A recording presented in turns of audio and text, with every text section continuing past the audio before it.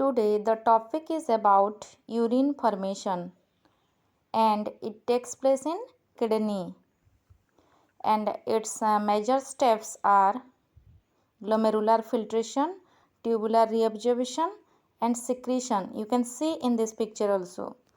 In filtration, glomerular filtration, water and small solutes are forced out of glomerulus into Bowman capsule. You can see in this picture, Bowman capsule is the cup-shaped structure found in nephron. Okay, and in reabsorption, blood capillaries reabsorb 99% of water, glucose, amino acid and ions from renal tubule. renal tubule से important essential products जैसे कि water, glucose, amino acid और different body में जो important ions रहते हैं उनको reabsorb कर लेते हैं ट्यूबल से. ठीक है. और सिक्रीशन में hydrogen and potassium move back into renal tubules resulting in urine. Urine में रेसिडुअल प्रोडक्ट्स हाइड्रोजन, पोटाशियम ये सब चला जाता है सिक्रीशन में. ठीक है. ये 3 प्रोसेस हम डिटेल्स इसके बारे में पढ़ेंगे. Glomerular filtration, when blood enters the glomerulus via an afferent arteriole. afferent arteriole के थ्रू glomerulus में जब blood पहुंचता है then glomerular filtration begins. Okay. water and nitrogenous waste enter the glomerulus and blood cell, while protein exit through the efferent arteriole. बाहर चला जाता है efferent arteriole के through. efferent and afferent 2 arteriole present रहते हैं glomerulus में, बाउमैन capsule के भीतर साइड में. ठीक है. The kidney filters approximately 1100 ml to 1200 ml of blood per minute on average. The glomerular capillary blood pressure causes blood to filter through 3 different layers. The first layer is endothelium, which surround glomerular blood vessel.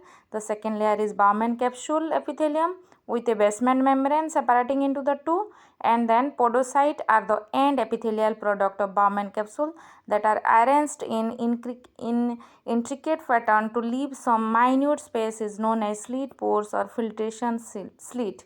The amount of filtrate produced by the kidney per minute is referred to as glomerular filtration. glomerular filtration 3 layer में perform हो जाता है. First layer endothelium of glomerular blood vessels जो कि efferent different article रहता है.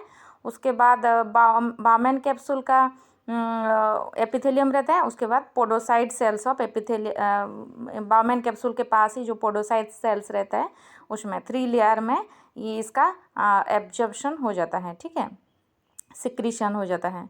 Then इसके बाद ट्यूबुलर रिएब्जॉर्प्शन आता है. Tubular reabsorption is the process of absorbing necessary molecules like glucose, amino acids etcetera और ions like sodium ion etcetera. Some substances are absorbed actively while other are absorbed passively. कुछ ions और minerals जो कि directly absorb हो जाते हैं और कुछ पैसिवली एब्जॉर्ब होते हैं. उसके बारे में भी काउंटर करंट मैकेनिज्म में देखेंगे हम नीचे. ठीक है. Glucose and amino acids are actively absorb. Glucose, amino acid जो कि बॉडी के लिए बहुत एसेंशियल प्रोडक्ट है, इसको रीएब्जॉर्ब फिल्ट्रेशन होके आता है किडनी में, लेकिन ट्यूबुलर रीएब्जॉर्प्शन में ये एब्जॉर्ब हो जाता है ग्लूकोज, एमिनो एसिड. ठीक है. Whereas water is passively absorbed. यहाँ पे ये टर्म याद रखना है. Glucose and amino acid are actively absorbed whereas water is passively absorbed in tubular secretion reabsorption process in kidney. Okay. Then secretion, the final step in the formation of urine is secretion. Potassium ion, hydrogen ion and ammonia are released to maintain the ionic and acid balance of the body fluid. potassium ion, hydrogen ion excrete हो जाता है tubules के through. ठीक है.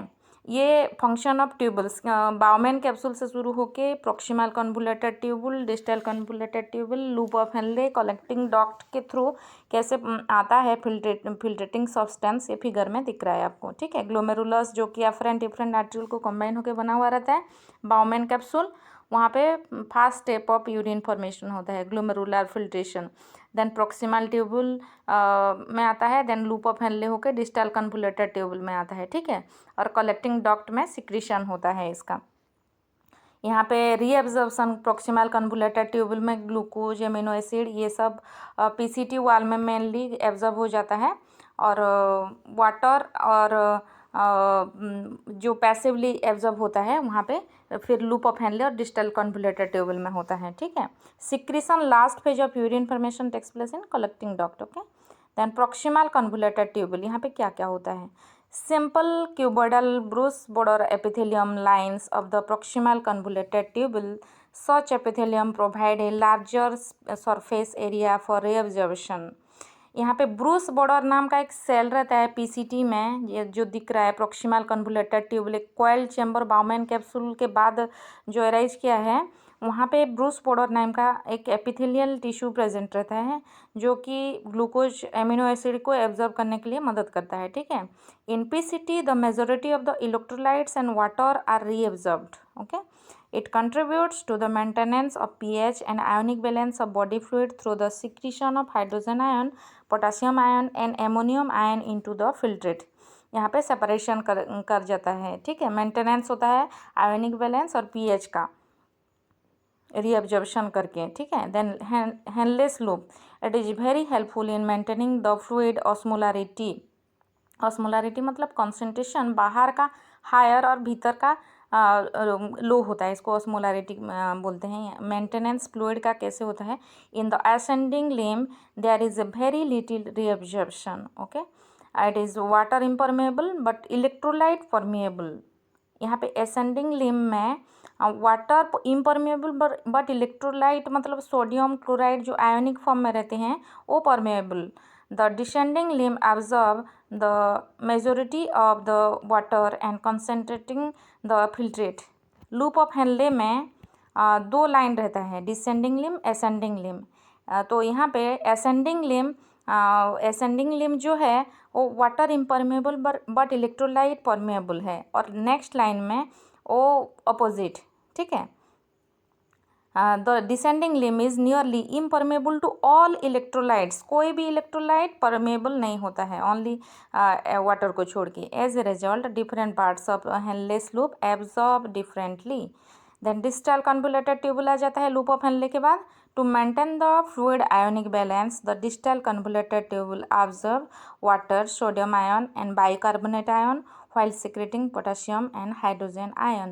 यहाँ पे fluid ionic balance maintain होता है डिस्टल कन्वोल्यूटेड ट्यूबुल में। Water, sodium ion, bicarbonate secretion होके पोटासियम आयन, हाइड्रोजन आयन को सिक्रीशन कर देता है और बाकी को एब्जॉर्ब करके वापस बॉडी में यूज कराने के लिए मदद कराता है, ठीक है। देन कलेक्टिंग डक्ट मतलब नेफ्रॉन का लास्ट पार्ट, ठीक है। The collecting duct reabsorbs a large amount of water to concentrate the urine. The collecting duct also secrete hydrogen ion and potassium ion. Last product है ये urine formation का, hydrogen ion और potassium ion. It keeps the blood ionic balance and pH stable. Ionic balance blood का ionic balance करके रखता है, pH stable करके potassium और आयन को, हाइड्रोजन आयन को यहाँ से सिक्रीशन कराने के लिए मदद कराता है। बाकी सब रीएब्जॉर्ब हो गई, अगेन बॉडी में यूटिलाइजेशन के लिए जाएगा ग्लूकोज, एमिनो एसिड, वाटर, ठीक है। Counter current mechanism, the mechanism that the kidney used to concentrate urine is called the counter current mechanism. Urine को हायर कंसंट्रेशन हो जाएगा तो बॉडी भीतर हमारा इंटरनली वो डैमेज हो जाएगा ना, एसिड बेस बैलेंस ठीक से नहीं रहेगा, पीएच कंसंट्रेशन ठीक से नहीं रहेगा, तो काउंटर करेंट मैकेनिज्म के थ्रू यूरिन का एक कंसंट्रेशन बैलेंस होके रहता है, मेंटेन होके रहता है, ठीक है। इसलिए ये process, the counter current mechanism is use to concentrate urine in the kidney by the nephron of the human excretory system. Nephron में होता है क्योंकि ये structural and functional unit of kidney है, ठीक है। 1 million nephrons are there in our kidney. The nephron involved in the formation of concentrated urine extend all the way from the cortex of the kidney to the medulla and are accompanied by vasa recta. Kidney के cortex से medulla reason तक रहता है जो कि जुक्स्टा medullary और cortical nephron पढ़े थे हम प्रीवियस क्लास में।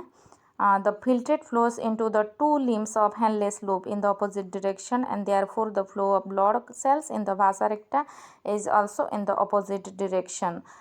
जो लूप ऑफ हेनले में असेंडिंग लिम्ब डिसेंडिंग लिम्ब दो तरह का है. ब्लू कलर में जो दिख रहा है वो एक तरफ का असेंडिंग लिम्ब, एक तरफ का डिसेंडिंग लिम्ब. भासा रेक्टा में ये ऑपोजिट डिरेक्शंस में एक परमिएबल इलेक्ट्रोलाइट का और एक इम्परमिएबल वाटर और इलेक्ट्रोलाइट में ऐसे दोनों अपोजिट होके मतलब फिल्टर करके फिर डिस्टल कन्वोल्यूटेड ट्यूबल में छोड़ने के लिए मदद करते हैं. ये नीचे फिगर में जो दिख रहा है जो ब्लू में दिख रहा है वो लूप ऑफ हेनले है. यहाँ पे असेंडिंग लिम्ब डिसेंडिंग लिम्ब दो रहता है, दोनों तरफ एक एक है ना, यू टाइप का सेप्ट में जो है यही. The concentrated urine is formed in the following veg. Urine concentrated urine कैसे फॉर्म होता है. NaCl is transported from the ascending limb of the Henle's loop to the descending limb of vasa recta. The ascending limb of the vasa recta in turn transport sodium chloride to the interstitium. Interstitium मतलब tissue between loop of Henle and vasa recta. Tissues जो भीतर में present रहते हैं. Thus a concentration gradient of 300 mm in the cortex to 1200 mm in the medulla is created. Concentration gradient create होता है. Urea contributes to this process by being transported by the descending limb of loop of Henle to interstitium. Urea contributes to this process. Urea formation हो जाता है तो इसको भी maintenance करके रखने के लिए यहाँ पे, और जो डिसेंडिंग लिम्ब आता है कलेक्टिंग डक्ट आता है उसमें फिर मदद करता है इसको. ठीक है. As urine flows towards in the collecting tubule, it encounters higher and higher concentration of solutes in the interstitium. Hence, it goes on losing water due to osmosis. Osmosis process के थ्रू बाहर का concentration high रहता है, भीतर का low रहता है, तो इस वजह से वो lose कर जाता है water, and this is how urine is concentrated inside. Okay, then urine. The urine produced is 95% water and 5% nitrogenous waste. Nitrogenous waste product कौन कौन सा है? Urea, ammonia and creatinine etc. excrete in the urine. Apart from these, the potassium ion and calcium ion are also excreted, and its color is generally pale yellow color. Urine का colour है pale yellow due to the presence of a pigment urochrome. नीचे दिख रहा है ये urine का colour. यहाँ पे components uric acid, bicarbonate ion, creatinine, potassium ion, sodium ion, chloride ion, urea इस तरह का रहता है. 96% और 95% अप्रोक्सीमेटली इतना ही रहता है वाटर. 2% यूरिया और 2% ये बाकी सब रहता है. Uric acid, creatinine, ammonia, sodium, potassium, chloride, phosphate, sulphate, oxalate करके. ठीक है. ऑस्मो रेगुलेशन कैसे मेंटेन होता है बॉडी में? Osmo regulation is the process of regulating body fluid and their composition. It maintain the osmotic pressure of blood and helps in homeostasis. Body में हमारे internal एक टेम्परेचर रहता है ना, उसको मेंटेन करके रखने के लिए बाहर के एनवायरनमेंट के अकॉर्डिंग हम बॉडी का टेम्परेचर मेंटेन करके रखने के लिए जो बॉडी में प्रोसेस है उसको ऑस्मो रेगुलेशन बोलते हैं. होम्योस्टेसिस ये प्रोसेस का नाम है. And this is why it is recommended to consume more water about 2 to 3 litre which helps in the proper functioning of our kidney.